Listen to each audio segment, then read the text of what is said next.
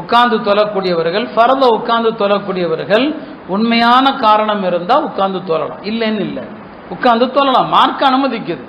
மார்க்க அனுமதிக்கிறத ஹராம்னு சொல்ற உரிமை யாருக்கும் இல்லை, எனக்கும் இல்லை, யாருக்குமே இல்லை. நம்ம என்ன சொல்றோம், நீங்க உட்கார்ந்து தொழுகிற அளவுக்குள்ள நோயாளி தானா, அது நீங்க எப்படி முடிவு பண்ணீங்க?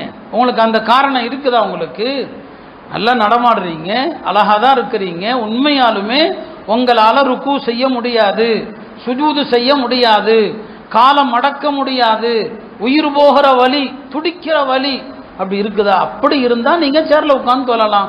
இதை சொன்னா பல பெரியவர்கள் கோவப்படுறாங்க, தங்களை தாக்கிட்டோன்னு சொல்றாங்க. எனக்கு என்ன இருக்கு, உங்களை தாக்குறதுல என்ன இருக்குது இல்லையா?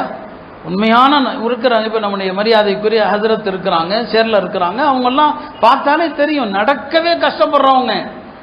அவங்க உட்கார்ந்து தொழுதா நின்று தொழுதா என்ன கூலியோ அதே கூலி அவங்களுக்கு கிடைக்கும்.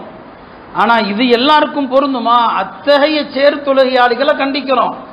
உண்மையான காரணம் யாருக்கு இருக்குதோ அவர்களை பத்தி நாம சொல்றதுக்கு தகுதியே கிடையாது. அவங்கள பத்தி நான் எதுக்கு பேசுறேன்? எனக்கு என்ன இருக்கு? அல்லாஹ் அனுமதி கொடுத்துருக்கான் அவங்களுக்கு. ஆனா பல பேரை பார்த்தா அப்படி தெரியல. நீங்க அல்லாட்ட நீங்க தான் பதில் சொல்லணும்.